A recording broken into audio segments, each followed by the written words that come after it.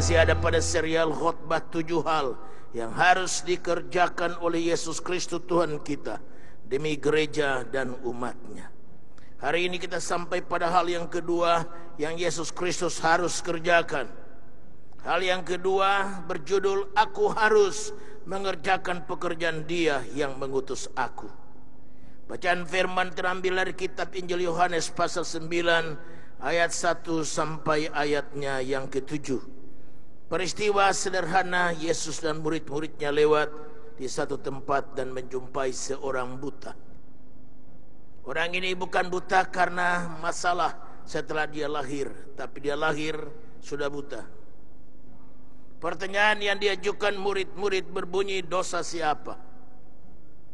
Memang tidak bisa dipisahkan bahwa malapetaka akibat dari dosa, sakit penyakit akibat dari dosa, hal-hal yang membawa malapetaka yang menimbulkan hati kita pecah dan air mata tertumpah memang tidak bisa dipungkiri karena dosa. Sejarah bangsa Israel menunjukkan pada kita di kala raja yang memimpin mereka berjalan pada jalan Tuhan, maka bangsa Israel makmur, sentosa dan diberkati Tuhan baik jasmani, jiwani dan rohani. Tapi pada saat raja mereka tidak lagi takut sama Tuhan, tidak berjalan pada jalan Allah tapi menyembah berhala. Dosa yang mereka perbuat akibatnya bangsa Israel dikalahkan musuh. Mereka sangat menderita. Dan Alkitab dengan tegas berkata, upah dosa adalah maut, tapi karunia Allah adalah hidup yang kekal dalam Kristus Yesus Tuhan. Karenanya tidak salah kalau murid-murid melihat dosa yang dikaitkan dengan penyakit, atau mereka melihat penyakit dan dikaitkan dengan dosa. Tetapi Tuhan Yesus berkata, bukan tugasmu untuk melihat dosa orang. Itu yang menjadi masalah. Bukan tugas saudara dan bukan tugas saya untuk melihat dosa orang. Bukan tugas saudara dan tugas saya untuk melihat kekurangan orang lain. Ini yang sangat dibenci oleh Tuhan Yesus. Dalam khotbah bukitnya dia berkata begini, hai munafik. Istilah lainnya, hai orang dursila. Istilah lainnya, hai orang-orang yang mendengar firman dan tidak melakukannya. Kenapa kau melihat selumbar di mata orang, sedang balok yang lebih besar di matamu kau tidak nampak? Keluarkan dulu balok pada matamu, baru kau nampak terang. Atau kau mampu mengoreksi orang lain, atau mampu kau melihat dosa dan kekurangan orang lain. Sejauh kau masih mempunyai balok di mata, kau tidak punya terang pada hati dan terang pada mata jasmani untuk menilai orang. Karena pada Tuhan saja ada penghakiman itu. Sejauh kita menjadi hakim atas orang lain, lalu kita putus hubungan dengannya, kasih kita menjadi tawar terhadap dia, bahkan komunikasi kita dengan dia pun tidak lancar. Akibatnya kita menjadi terhambat dalam meraih sukses dan kehidupan yang produktif. Karenanya hentikan untuk nilai orang, nilai diri sendiri. Berkata pada Tuhan, selidikilah batinku dan lihatlah aku, apakah aku telah layak menjadi hamba-Mu, apakah aku telah layak menjadi murid-Mu, apakah aku layak disebut hai Sabas, hamba yang baik, masuklah dalam kesukaanku. Hari ini saya harap kita semua bertobat dari sikap menilai orang. Itu hambatan berkat yang paling besar yang tanpa kita sadari. Karenanya hari ini, tanpa membuang waktu yang lebih panjang dalam introduksi dari khotbah ini, ada 2 hal yang perlu saya kaji bersama saudara, bertelian dengan ayat 4 sebagai tema daripada renungan ini. Dengar saya baca ulang ayat 4 Yohanes 9. Kita harus mengerjakan pekerjaan Dia yang mengutus aku. Selama masih siang akan datang malam di mana tidak ada seorang pun yang dapat bekerja. Garis bawahi, kita harus, garis bawahi harus. Tuhan Yesus harus mengerjakan pekerjaan Bapa yang mengutus Dia. Lalu kita bertanya, apa sih pekerjaan Tuhan itu? Satu waktu di kota Nazaret, tempat di mana Dia dibesarkan oleh Yusuf dan Maria orang tuanya. Minggu lalu kita dengarkan khotbah pertama, aku harus berada dalam rumah Bapakku. Dan setelah Yusuf dan Maria menjumpai dia, dia tidak berkata begini, pulanglah papa dan mamaku, aku harus ada dalam bait Allah, rumah Bapakku. Enggak begitu. Alkitab berkata, maka pulanglah ia bersama orang tuanya dan dia bersedia ada di bawah asuhan mereka. Nah, ini yang kita lupa. Bekerja buat Tuhan itu artinya dua sisi. Kerja buat Tuhan terlalu manise, biar sonder gaji terlalu manise. Keren kan kita menyanyikan itu setiap saat? Tapi kita lupa kerja juga untuk keluarga. Kerja juga pekerjaan dunia yang bisa menghidupi diri sendiri dan tidak tanda tangan sama orang. Oh, anggota-anggota kita di sini ada perempuan-perempuan yang berdagang sampai ke Ipoh, Malaysia. Seorang ibu rumah tangga bawa dagangan, ambil dari Bali, bawa jual di Ipoh di Malaysia. Dia tidak lupa bahwa dia seorang anak Tuhan, pelayan di gereja, melayani Tuhan, tapi tidak lupa juga bekerja supaya anak-anak cukup makan, suami dapat berkat juga. Anak-anak bisa sekolah sampai di universitas bawa tas yang isinya kertas. Bukan alasannya Pak pergi ke rumah orang besok. Saya pendeta pun harus mengerjakan pekerjaanku dengan baik. Aku jadi pendeta yang rajin. Bukan jadi pendeta yang asal saja. Pendeta yang rela bayar harga. Supaya khotbah memberkati orang. Merubah nasib mereka dari ekor jadi kepala dan turun jadi naik. Saya mesti rela bayar harga untuk itu. Saya mesti rajin berdoa. Saya mesti rajin membaca. Saya mesti dengar seminar. Saya mesti ikut sana sini untuk memperkaya saya supaya saya bisa menjadi hamba Tuhan yang berguna. Nah, kemudian akan kita khotbahkan itu di poin keduanya. Tapi hari ini adalah ada pekerjaan yang Tuhan tugaskan bagi kita untuk mengerjakannya. Selagi hari siang, kata Alkitab, kita harus mengerjakan pekerjaan Dia yang mengutus aku. Itu berarti ada pekerjaan bagi kita. Dan pekerjaannya apa? Waktu di Nazaret, dia pulang, dan hari saatnya di mana dia keluar menjadi seorang yang ditampak di muka umum.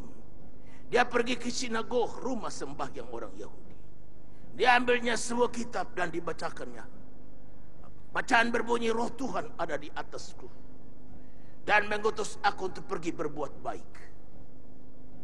Apa yang diperbuatnya? Buta melihat, tuli mendengar, dan timpang berjalan betul. Yang kusta ditahirkan, bahkan yang mati bangkit kembali.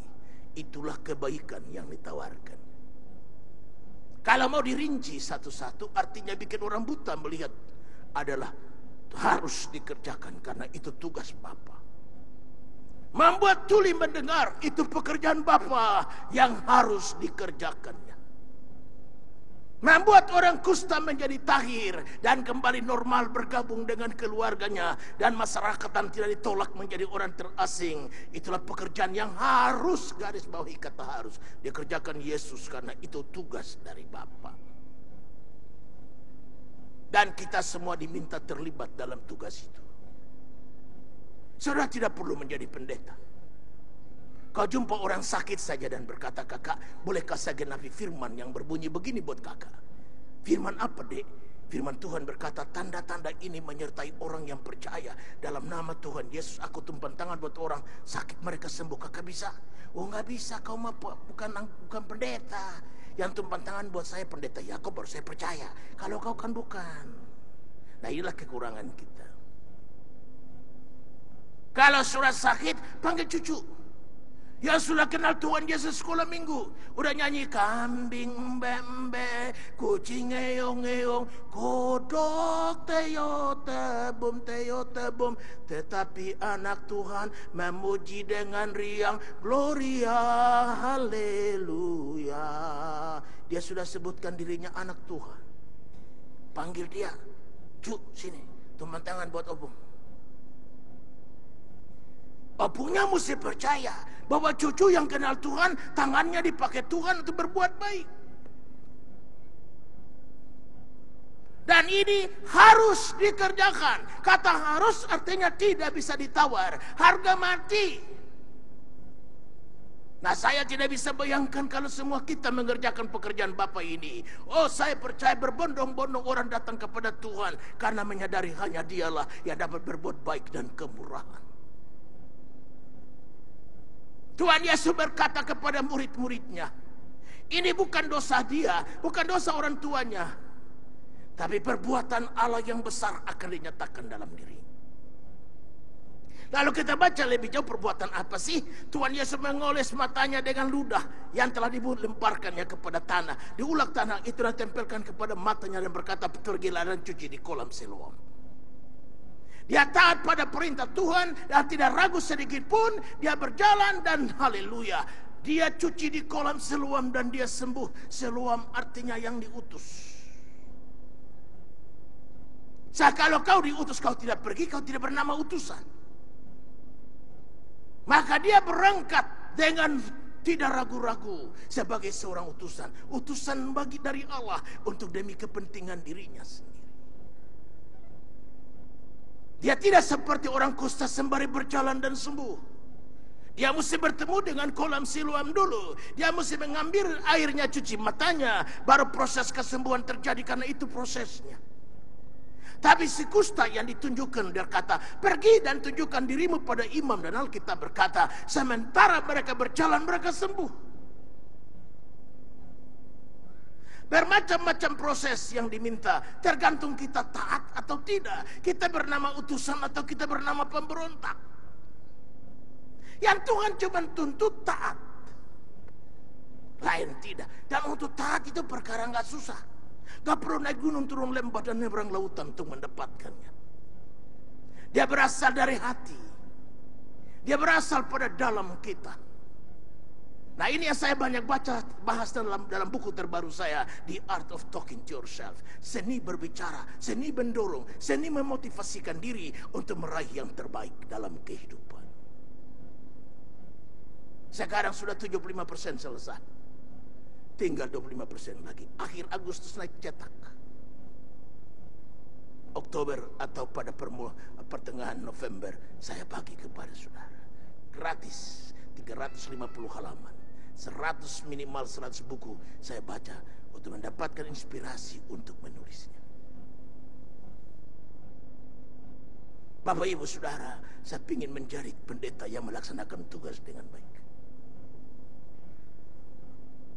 Saya lagi berpikir-pikir begini juga. Semua kaset khotbah saya yang 77 terus nih, saya rekamkan dan saya jadikan dalam alat kecil satu aja. Yang sudah colok dan sudah dapatkan seluruh khotbahnya gratis. Tinggal ambil hari Minggu dalam ibadah. Saya akan bertanya, gimana ya dapat khotbahnya pendeta Yakob? Kau dapatkan aja, nggak usah beli. Saya tidak pedagang, saya bukan pedagang dari mimbar. Saya bukan pengkhotbah yang habis khotbah lalu berkata, saudara-saudara kaset khotbah saya ada di belakang. Saya bukan pedagang, saya pengkhotbah. Saya hambanya Allah. Kalau saya kerjakan pekerjaanku dengan baik, saya nggak bakalan nggak makan. Saya nggak bakalan nggak minum. Asal saya kerjakan pekerjaanku dengan baik. Itu yang saya punya target. Jadi saya tidak cari uang dari mimbar karena saya bukan pedagang. Saya hamba Tuhan yang harus berbuat baik pertama-tama bagi jemaatku sendiri. Nah, karena itu membuat orang buta melihat, tuli mendengar, timpang berjalan betul adalah sebuah kebaikan, dan itu dikategorikan pekerjaan Bapa yang harus dikerjakan. Nah, dapatkah saudara terlibat dalam hal ini? Dapatkah saudara buka salon kecantikan dan gunting rambut orang, dan orang itu sedang curhat buat saudara, dan saudara mengadakan penghiburan, saudara berikan firman pada dia, saudara ajak dia pergi ke gereja dan berbakti. Itu sebuah pekerjaan Tuhan. Saya bersaksi kepada sopir taksi waktu saudara sedang berjalan pulang ke rumah atau pergi ke tempat pekerjaanmu, dan sopir taksi kau saksikan Yesus. Itu sebuah pekerjaan Allah yang saudara sedang kerjakan. Orang-orang yang meraba-raba ketemu jalan selamat, dan kau menghadirkan Yesus sebagai jalan kebenaran dan kehidupan.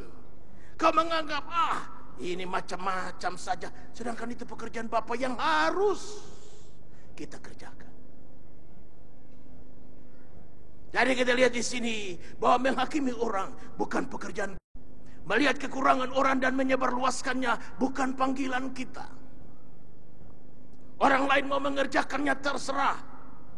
Tapi bukan seorang anak Tuhan yang harus mengerjakannya. Siapa yang bilang? Alkitab yang bilang. Lalu marilah kita belajar juga satu hal. Melihat penderitaan kita sebagai channel.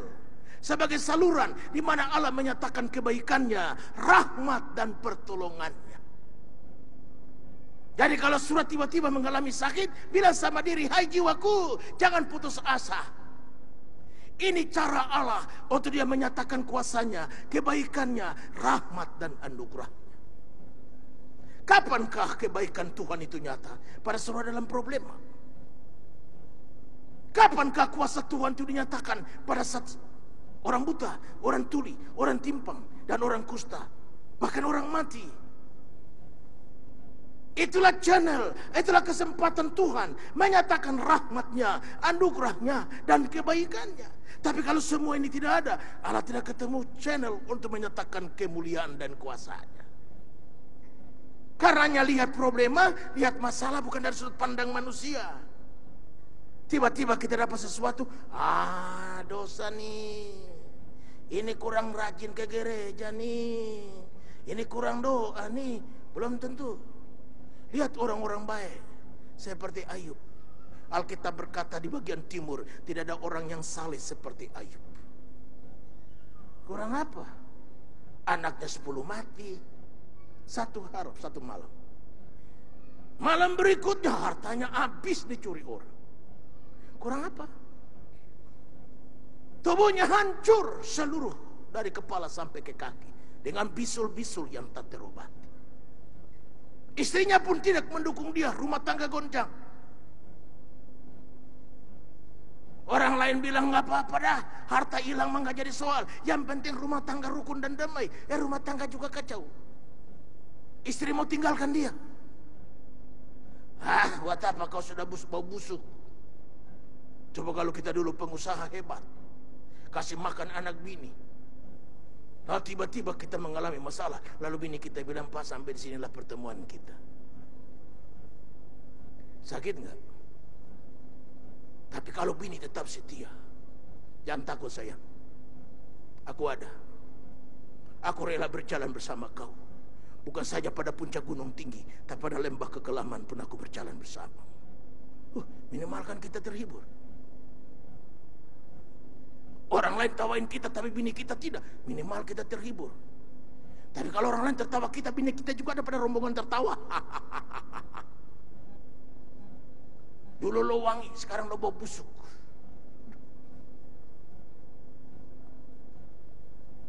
Sangka topik sama saya punya amang sana ini.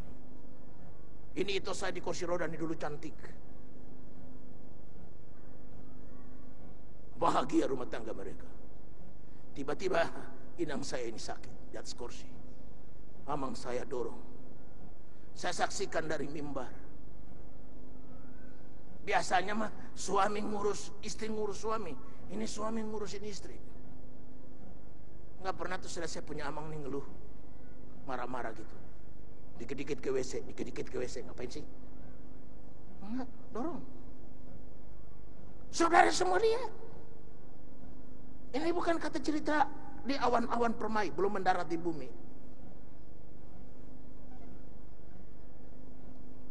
Tidak pernah absen ke gereja. Sini nggak ada, pasti di sana. Dan di sana itu kita blok pintu. Karena apa? Air masuk. Ya terpaksa mesti bikin semacam penghalang air masuk gitu. Nah bayangkan kursi roda kan nggak bisa jalan. Terpaksa mesti gotong. Untung amang saya ini badannya kekar. Dia nggak marah-marah sama nyonyanya. Jadi ibu-ibu yang terhormat, setialah, setialah lebih sungguh. Jangan cuma waktu suami masih mantap, ini abang saya. Tapi suami tidak mantap, ini abang payah.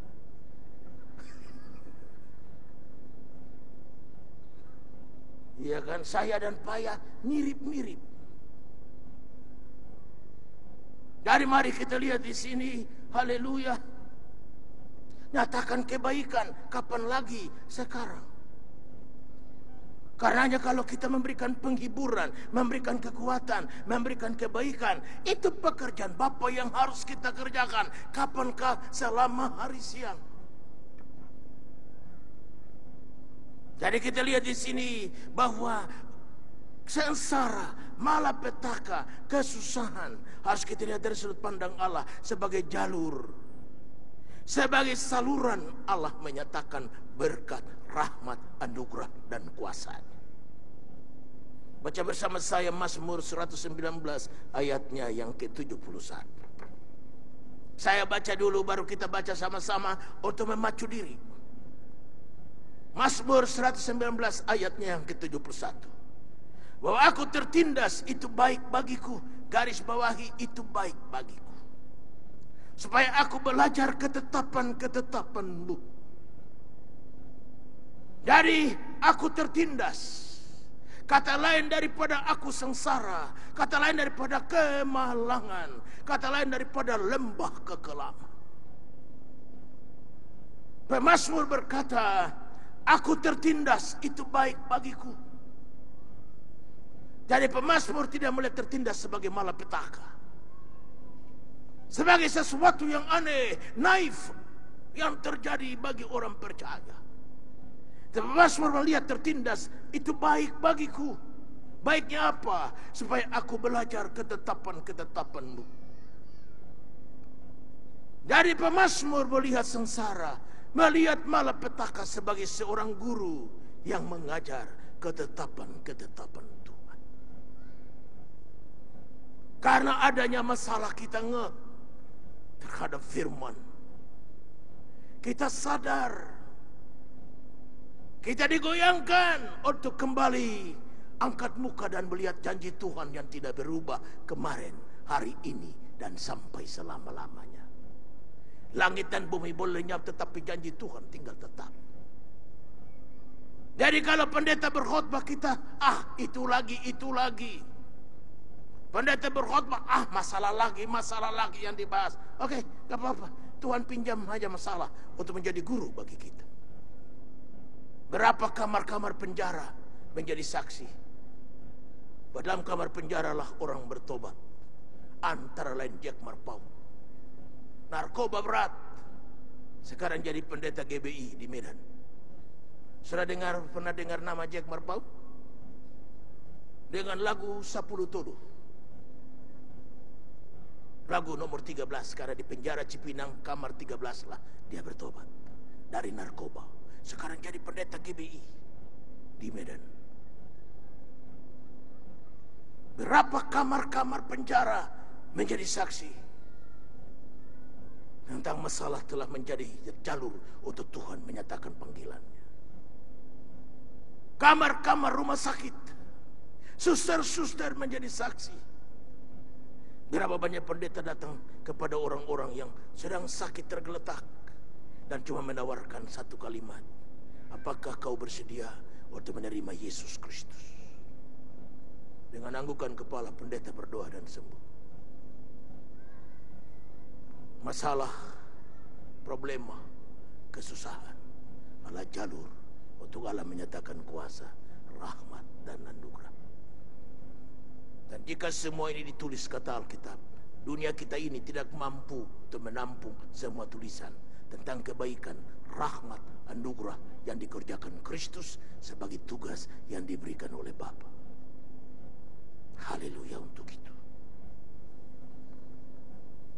Lihatlah masalah sebagai guru yang datang mengajarkan kita ketetapan Tuhan. Pekerjaan Bapa yang lain yang harus dikerjakan ialah membawa siapa saja kepada Tuhan Yesus. Saudara bersaksi panjang lebar tapi orang tidak mengenal Yesus, gak ada guna.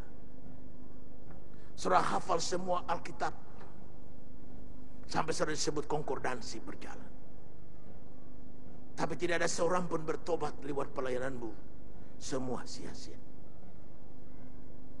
Tuhan akan menilai kita nanti di akhir zaman melalui apa yang kita kerjakan. Coba pulang dari sini, ambil sepotong kertas putih dan catat berapa saja jiwa yang saudara telah bawa sejak saudara kenal Tuhan. Kalau orang bertanya, kakak bergereja? Udah jangan tanya saya bergereja kapan. Waktu Pak Yakub masih lajang, belum kenal cinta. Aku sudah bersama beliau dalam gereja. Bagus. Lalu tanya aku berikut, kakak bawa berapa jiwa? Untuk itu malah jangan tanya deh, itu bukan kerjaan gue. Itu mah kerjaan pendeta. Ibu-ibu yang terhormat, hari ini Kor Hosana berusia 27 tahun. Beri tepuk tangan buat mereka. Mereka tadi nyanyikan keren kan? Tuhan adalah gembalaku. Lain versinya, artinya. Versi haleluya kan lain. Versi ini Pak Yakub mah yang biasa-biasa kita nyanyi. Berarti ini sudah banyakkan 27 tahun. Bahkan masuk 30 iring GBI Mawar Sarun. Karena GBI Mawar Sarun sudah berusia jalan 33 tahun. Ini ibu-ibu dan bapak-bapak. Tapi mohon maaf, berapa jiwa sudah bawa kepada Tuhan Yesus? Ini pertanyaan yang bikin orang totofor.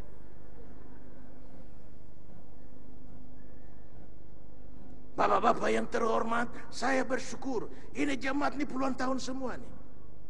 Ada satu pengkhotbah berkhotbah di sebuah jemaat yang manusianya luber. Lalu dia tanya, berapa di antara saudara yang sudah 10 tahun berbakti di gereja ini? Gak ada satu pun. Yang 5 tahun tidak ada. Yang 4 tahun tidak ada. Yang 2 tahun 10. Yang baru datang hari ini semua.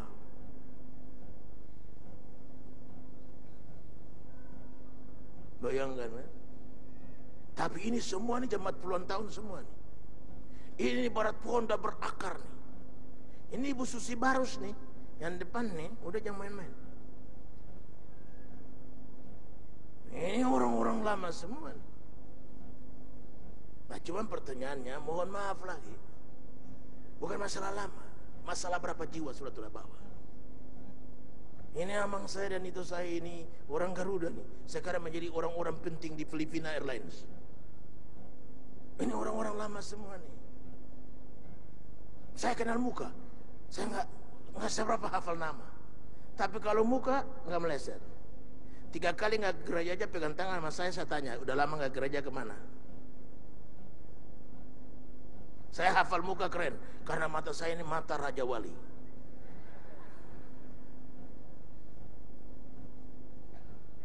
Jadi Bapak Ibu Saudara, pekerjaan yang paling utama ialah bahwa orang kenal Tuhan Yesus. Coba baca ayat yang itu meyakinkan diri kita. Baca bersama saya Yohanes pasal yang ke-6 ayatnya yang ke-29. Jawab Yesus kepada mereka, inilah pekerjaan yang dikehendaki Allah. Dengar, inilah pekerjaan yang dikehendaki Allah. Dengar, inilah pekerjaan yang dikehendaki Allah. Apakah gerangan itu? Yaitu hendaklah kamu percaya kepada Dia yang telah diutus oleh Allah.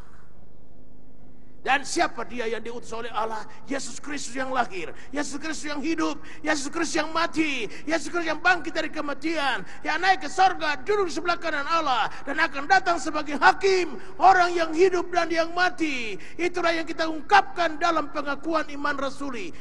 Bukan Gereja Betel Indonesia punya pengakuan panjangnya nggak karuan, tapi itu pecahan dari pengakuan iman rasuli. Kenapa saya ambil ini? Karena saya sebagai gembala, saya ingin surat tahu. Jangan ketemu dengan teman dari Amerika, orang Kristen yang saleh, lalu dia tanya, saudara, do you know Apostle Creed? What did you say? Apostle Creed. Apa itu? Pengakuan iman rasuli. Saya akan berikan penegasan kepada sekolah minggu, remaja, kaum muda untuk menghafal Apostle Creed, pengakuan iman rasuli. Jangan coba-coba Anda pergi ke Amerika atau ke Australia atau kemana untuk belajar di sekolah university, Christian University. Pasti dia akan tanya, agama you apa? Kristen. Lalu dia tanya ulang, bisa kau sebutkan pengakuan iman rasuli? Tinggal bingung. Lalu kau bilang, aduh aku menyesal berbakti di GBI. Kenapa aku tidak berbakti aja di GKI? Oh di gereja GKI, HKBP. GBIB ini wajib dalam liturgi ibadah. Kan kita nggak salah kan kalau kita ucapan itu. Jangan saudara datang, waduh ini GBI sekarang udah jadi Protestan nih. Apa itu cuma ciri Protestan? Seorang Kristen itu mesti mengakui bahwa aku percaya kepada Allah Bapa, aku percaya kepada Yesus Kristus. Bukan Yesus Kristus yang sembarang, Yesus Kristus yang dikandung oleh perawan Maria, dikandung oleh perawan Yohana lain. Nah ini cirinya.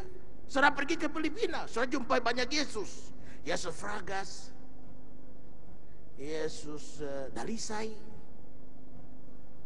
Saudara pergi ke Meksiko, udah ada perusahaan yang nama Yesus. Jadi jangan so aksi pulang dari sini kau kasih nama kau punya perusahaan Yesus. Itu nama terlalu mulia. Ngerti? Jadi jangan pakai perusahaanmu Yesus. Kau hari ini buka besok bangkrut. Karena yang bangkrut itu perusahaanmu Tuhan Yesus. Karena namanya terlalu mulia. Ya, jangan kasih nama anak laki-laki Yesus. Nah kalau dia nakal, Yesus. Bukan kan? Mama tempeleng kau ya, bayangkan kau tempeleng Yesus. Makanya jangan so aksi. Jadi Kristen yang biasa-biasa aja napa? Mau jadi Kristen yang so aksi, pakai perusahaan nama Yesus. Anak laki-laki pakai si nama Yesus. Percayalah, bukan saya nyumpahin. Hari kau si nama, besok langsung dia pulang ke surga. Tuhan panggil, Tuhan bilang kalau boleh ada saingan dengan aku dalam dunia. Aku harus tinggi dari siapapun. Jadi jangan, biar dikit. Dan saya puji Tuhan, di Indonesia belum pernah saya jelajahi. Bahkan saya ke Flores, belum pernah. Orang Flores kan paling fanatik. Dan saya tidak pernah jumpa di Flores pun ada nama Yesus, enggak ada. Yang ada cuman Agus, Martinus,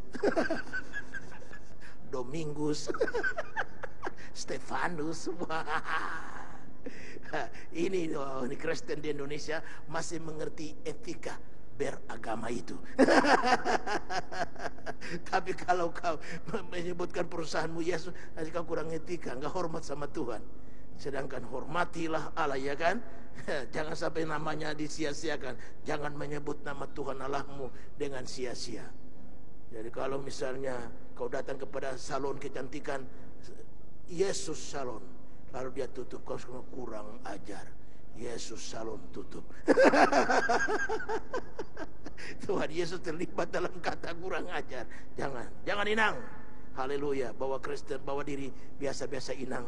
Biar tinggikan Tuhan Yesus, supaya dia seret kita naik bersama dia dalam rezeki, dalam rahmat, dalam anugerah, dalam kemuliaan, dalam kebajikan dan apa saja.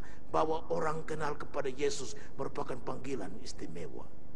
Karenanya aduh, saya tidak bisa berbuat apa-apa. Kalau sudah ada undangan datang untuk pergi melayani KKR, wah, saya nggak bisa berbuat apa-apa. Saya cukup sibuk karena saya mesti selesaikan buku karangan saya ini. Hanya tinggal beberapa minggu ke depan. Dan belum lagi beberapa minggu ini seminar besar kita, yaitu konferensi anak pendeta dan seminar pertumbuhan gereja. Diperkirakan 2.000 pendeta akan datang. Dari Sabah mereka sudah bilang, Pak kami siap untuk datang. Dari Sarawak mereka telepon, bos ada di situ ya. Kok tumben gak kasih tahu kita? Habis saya kehilangan alamat you. Oke, saya email begini. Saya bilang ada pertumbuhan gereja nih. Waduh, kami akan datang. Brunei akan hadir. Bayangkan ini nggak karuan ini. Luar biasa. Jadi saya cukup sibuk untuk menangani gitu. Tapi tiba-tiba undangan datang. Bulan lalu undangan itu tiba. Supaya saya melayani kota Marudu. Saudara tahu Marudu sebelah mana? Saudara naik pesawat dulu pergi ke Kuala Lumpur, langsung ke Kinabalu atau Asia Air. Langsung pergi ke Kinabalu, dari Kinabalu 3 jam dengan kendaraan. Tapi jalan bagus, tapi 3 jam. Menuju ke desa kecil Marudu yang 34 tahun yang lampau saya dan ibu pergi ke kota ini. Belum ada apa-apanya. Masih rumah panggung. Dan kami tidur rumah panggung. Di bawahnya ada bebek, ada kambing. Sama seperti di Indonesia. Dan kami mandi di sumur tua dan tukar baju di bawah pohon yang tumbang. Dan ibu gembala kita masuk angin. 34 tahun kemudian mereka undang saya. Bukan saya saja, putra kami pun, putra saya Yohanes pun diundang. Jadi bapak gembala dengan wakil gembala kemarin terbang pergi ke Marudu. Dan Yohanes sudah 3 kali pergi ke sana. Dan dia bilang, Katanya ada papa saya pernah mandi di sini ya, di sumur. Boleh nggak saya lihat? Dia pergi lihat sumur saya itu. Dan sumur itu sekarang sudah dikasih nama Sumur Yakub. Haleluya. Lihat sedikit dulu pelayanannya di layar.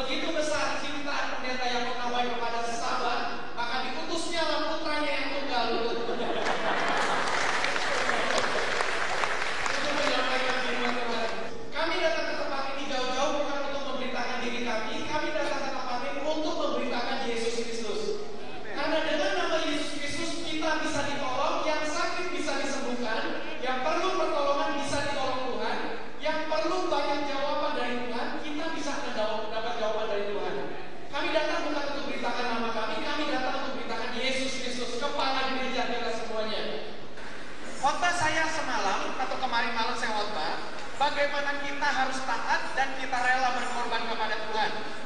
Nah, dua hal ini menuntun kita lebih jauh lagi kepada pagi hari ini, supaya kita fokus kepada Tuhan.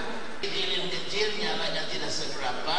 Ini langsung dari airport langsung ke kebaktian. Sekali, tapi kalau sinar yang besar, dia bisa bersinar di mana-mana, bersinar di Marudu, kelihatan dari semenanjung Malaysia.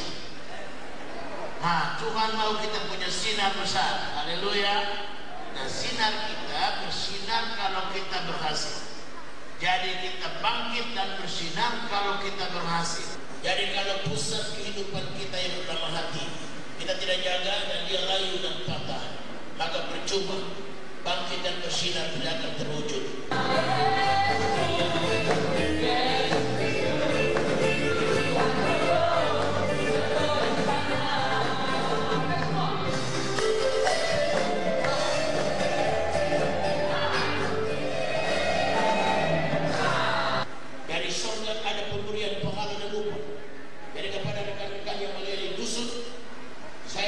Salam padamu, Bung Siko.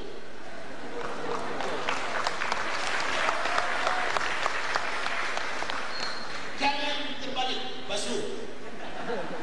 Basuh artinya bodoh, tolol. Ya, jadi jangan. Saya tidak boleh menyapu kamu dengan basuh, boleh. Tapi Bung Siko artinya terima kasih. Thank you very much. Haleluya. Itu Inggris. Ya. Bahasa Ambonnya dangke banyak-banyak. Dan oleh kuasa bilur Yesus Kristus, sekarang penyakit tidak dilenyapkan. Kami yang percaya sudah dijamah dan disembuhkan Tuhan Yesus Kristus.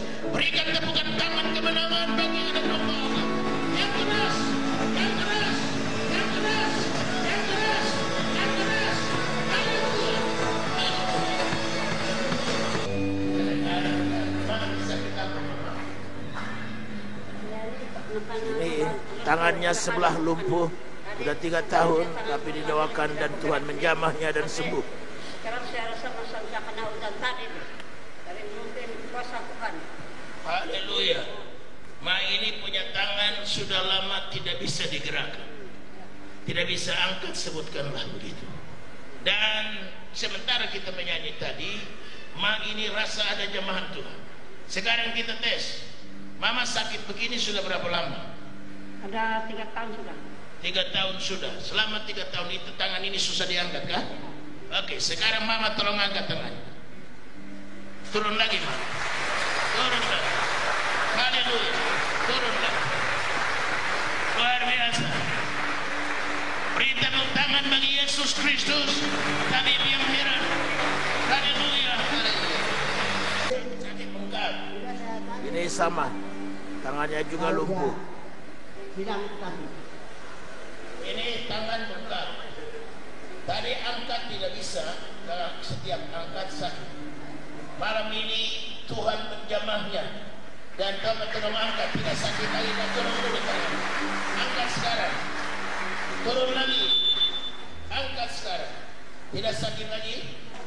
Tidak. Beri tepuk tangan bagi Tuhan Yesus. Haleluya, haleluya. Bapak Ibu, Saudara, jemaat kekasih, dalam rangka pelayanan Saya juga bawa buku, saya bagikan kepada pendeta desa 75 buku. Marudu, Sabah bagian utara. Maka saya membawa buku karangan saya ini dan saya bagikan.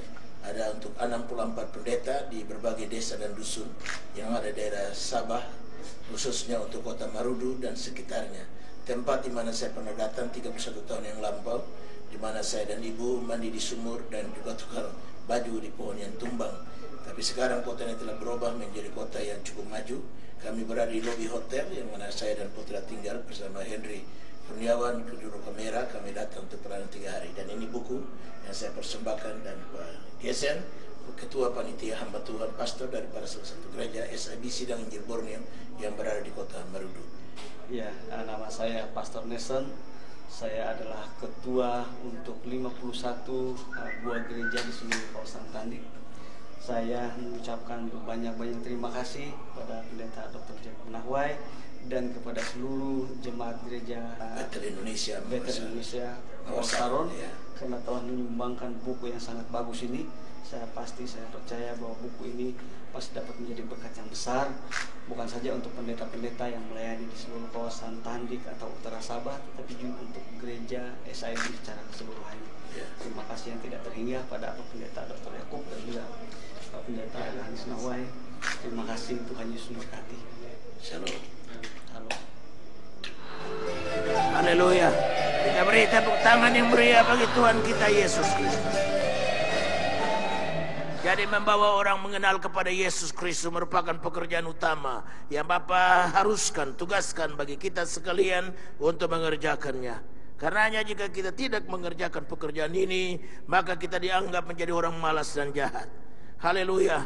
Tetapi jangan lupa, kerja buat Tuhan, tapi juga kerja buat keluarga, untuk diri sendiri, untuk apapun yang kita laksanakan sebagai aturan main bagi hidup secara kita selama kita menumpang di dunia ini. Melakukan tanggung jawab sehari-hari dengan baik, itu pun keharusan yang merupakan pekerjaan dari Tuhan Allah. Baca bersama saya 1 Timotius 5 ayat 8 merupakan nasihat dari Rasul Paulus kepada hamba Tuhan yang masih muda bernama Timotius.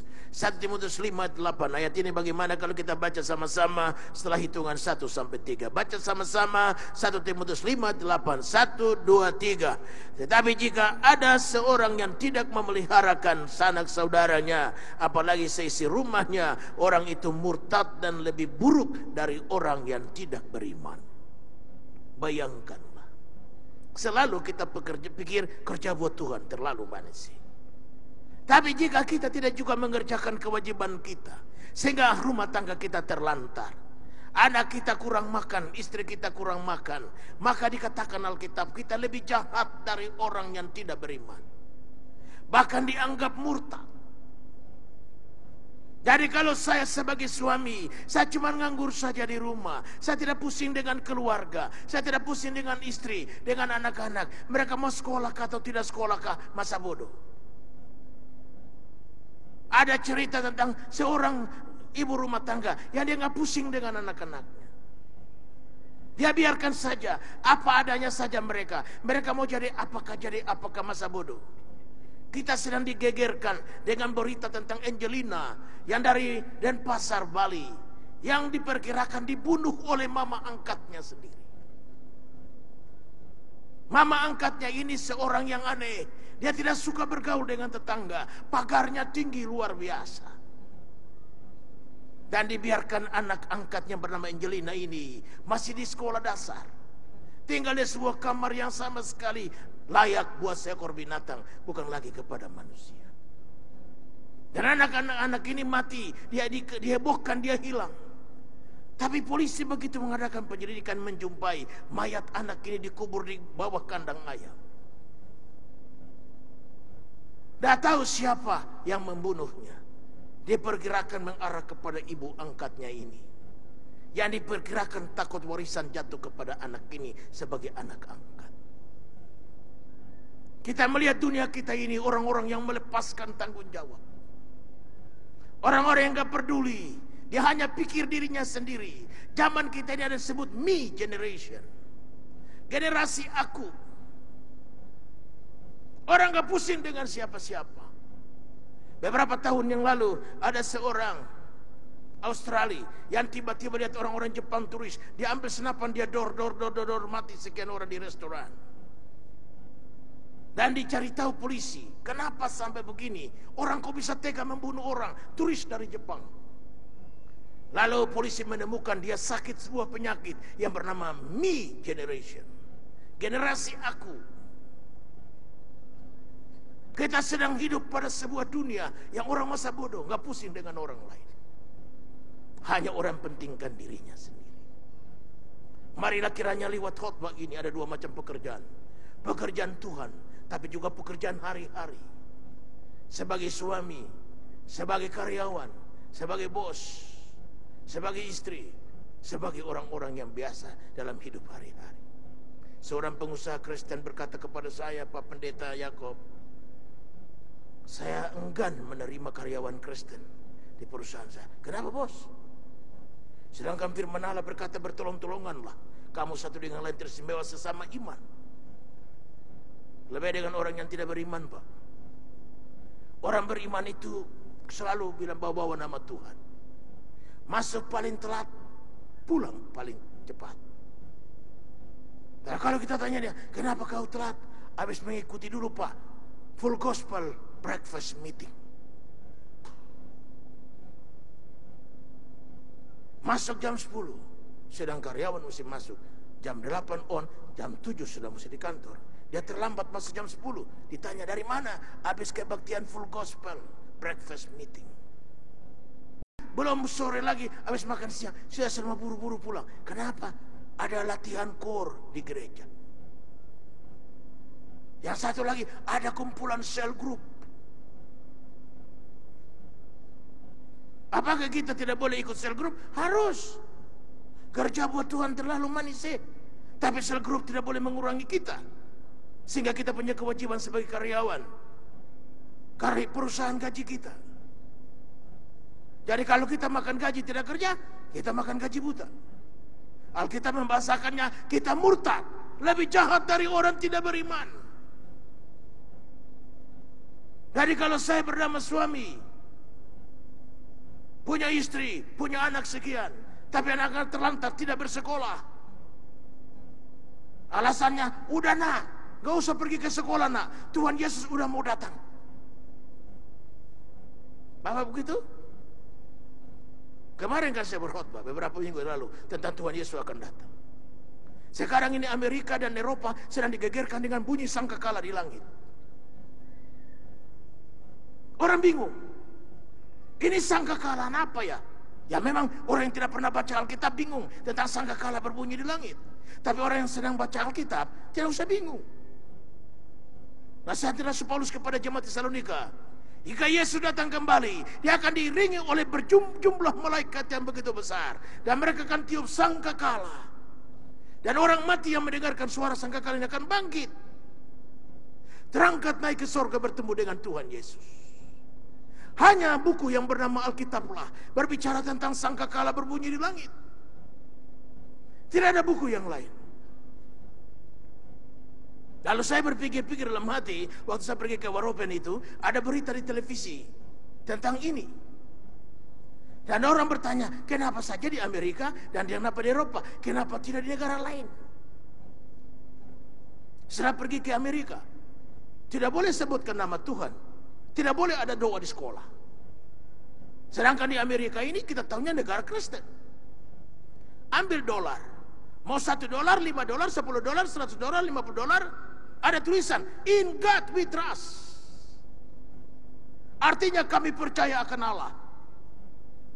Bayangkan, di uangnya negara Amerika, dolar. In God we trust. Terjemahan bebasnya artinya kami percaya akan Allah. Tapi jangan coba-coba suruh berdoa di muka umum. Di sekolah, playgroup, TK, SD, SMP, SMA. Universitas. Jangan coba-coba suruh berdoa secara umum. Ditangkap dan tidak pakai proses hukum. Masuk penjara. Di Amerika. Pergi ke Eropa. Sedangkan jumpa gereja-gereja yang kosong. Tidak lagi orang berbakti. Dijual, dirobohkan rata tanah. Dan bangun mall, bangun hotel. Syukur-syukur kalau cuma sekedar dipindahkan tangan kepada gereja yang maju. Tapi kalau banyak gedung gereja di Belanda, di Jerman yang dibeli oleh orang Turki dan dirubah fungsinya. Kenapa sampai itu berbunyi di sana? Apakah ini warning dari Tuhan? Saya berpikir-pikir, apakah sebelum Tuhan Yesus datang ke bumi untuk kedua kalinya ini ada semacam rehearsal atau semacam gladi resik, gladi kotor. Lalu saya kembali berpikir lagi, ada roh di dalam saya bilang, hei bodoh, emang lo kira orang-orang di surga itu orang-orang bodoh, orang-orang pelupa? Kalau surga ada orang pelupa mah bukan surga, itu mah Jakarta. Di surga tidak ada orang pelupa, semua sempurna. Jadi mereka tidak perlu gladi resik. Lalu kembali suara lagi bilang, ini peringatan pertama. Yesus akan datang kembali. He will be coming very soon. Warning pertama. Gak tahu warning kedua modelnya apa, gak ngerti. Tapi Matius 24 sudah mengatakan warning-warningnya. Kamu akan dengar gempa bumi. Kamu dengar peperangan, bangsa berbangkit melawan bangsa. Dan tiap hari berita ini mewarnai koran kita, berita televisi, radio, mass media. Waktu saya pulang dari Sabah, begitu mau berangkat di airport, orang bilang, Pak, kok berani-berani pergi ke Sabah? Lagi gempa bumi di sana, Pak. Ya, tiket sudah book, undangan sudah datang. Kita berangkat aja, mau bilang apa? Mati hidup dalam tangan Tuhan.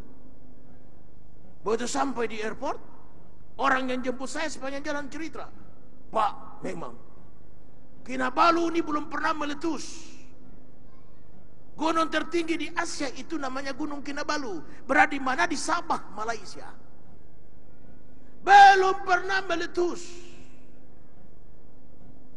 Tapi heran, Jumat minggu yang lalu dia meletus. 50 kali meletusnya. Lalu akhirnya terjadi, orang-orang tua-tua yang ada di sana mulai mempercayai tahayul.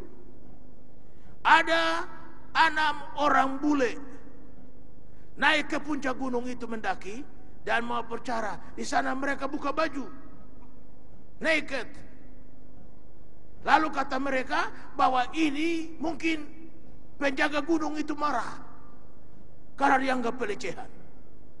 Akhirnya mereka 6 orang ditangkap oleh polisi diraja dari Malaysia dan sedang diproses hukum. Dianggapnya melanggar tata susila dan tata krama. Jadi karena itulah katanya gunung ini meletus. Memang menurut mereka, tapi menurut Alkitab, kamu akan dengar gempa bumi, peperangan sini sana. Jadi gunung-gunung yang pernah meletus akan meletus, bersuara bahwa Yesus akan datang kembali. Sementara saya ngomong ini pun, Gunung Sinabung di Tanah Karo sedang batuk-batuk. Benarlah kata Alkitab, dunia semakin tua. Saya pernah lihat orang tua kan, dulu nggak pernah batuk, sekarang batuknya dulu hanya karena pilek, sekarang loh, kok kenapa jadi begini? Udah tua. Orang tua punya batuk beda dengan orang 30 tahun. Kalau orang 30 tahun, hasik. Nah, itu cuma batuk pilek. Kalau orang tua, ada gayanya. Bapak saya ini kan pemabok. Jadi kakaknya juga pemabok. Jadi kalau mereka berdua sudah mabok, itu bangkis. Hasik! Dinyanyiin. Lalu bapak saya bilang, ini kakak saya nih, ngedek saya nih. Dia nggak pakai balas asing, dia bawa parang. Keluar lo sini. Mereka berdua nari parang. Hanya gara-gara hasih. Makanya kalau sudah pergi ke kampung-kampung saya di Ambon itu, ada sungai. Maka sungai itu bukan sekedar tempat mandi, Pak. Bukan sekedar untuk cuci barang-barang yang perlu pakai bekas piring, sendok, atau juga cuci tanaman, singkong, talas untuk dicuci sekalian, bawa pulang langsung 3 rebus. Enggak. Tempat di situ juga kumpulan wartawan-wartawan amatir yang tidak ada harian yang diciptakan mereka. Cuman gosip. Dari yang satu duduk Ibu Marta ketemu Ibu Yohana. Yohana, kau tahu di sebelah rumah saya tadi malam dipukul oleh lakinya. Sampai lari berteriak-berteriak. Lalu teman yang ketemu, bayangkan dia ketawanya, enggak,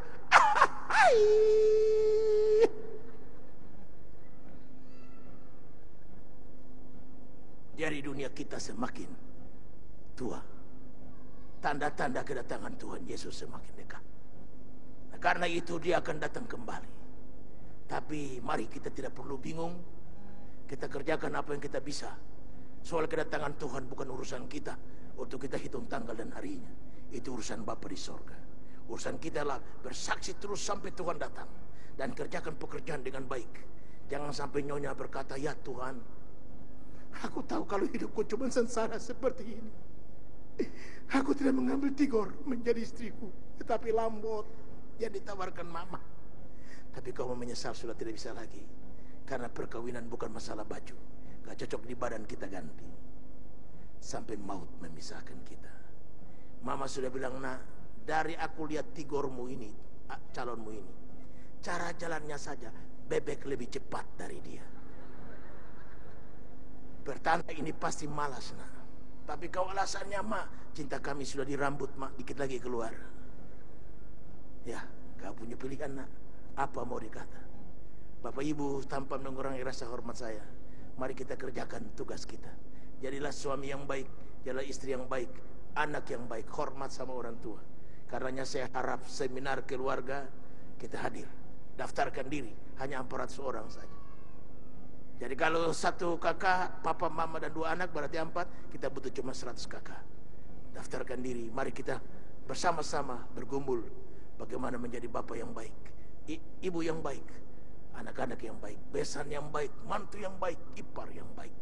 Sehingga betul-betul Tuhan tidak menyebutkan kita murtad dan sama seperti orang yang tidak beriman. Yang kedua, kita harus mengerjakan pekerjaan Dia, karena malam akan tiba di mana orang tidak dapat bekerja lagi. Ayat 4 sekali lagi, kita harus mengerjakan pekerjaan Dia yang mengutus aku. Selama masih siang akan datang malam di mana tidak ada seorang pun yang dapat bekerja. Garis bawahi, selama masih siang. Saya selalu berkata, malam itu bisa berarti bahwa kita dipanggil pulang oleh Tuhan, itulah malamnya kita. Malam juga bisa berarti Yesus Kristus akan datang kembali. Dan itulah menjadi malam kita, bukan saja kita, malam bagi dunia. Tapi selagi hari siang, dan kata siang di sini adalah kiasan dari masa hidup manusia di dunia, itulah siangnya dia. Jadi kalau Alkitab berkata kita hidup 70 sampai 80, itulah jangka waktu siangnya kita.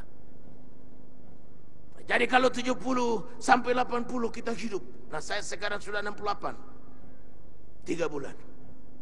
Berarti siang saya akan hanya tinggal cuma 1 tahun 7 bulan. Syukur kalau lebih panjang dari itu. Kalau 80 Tuhan panggil saya pulang, berarti saya cuma 80 kurang 68. Berarti hanya 12 tahun siangnya saya. apa yang saudara akan perbuat kalau siangmu cuma 2 tahun. Tetapi jangan lupa, every day could be the last day. Setiap hari bisa hari terakhirnya kita. Tuhan tutup rapat-rapat Tuhan, hari kedatangan Tuhan dan hari matinya kita. Tidak ada seorang pun tahu hari matinya. Jika dia tahu, dia akan bikin pesta perpisahan. Orang pesta perpisahan karena mau pindah rumah, mau pindah kota, pindah negara.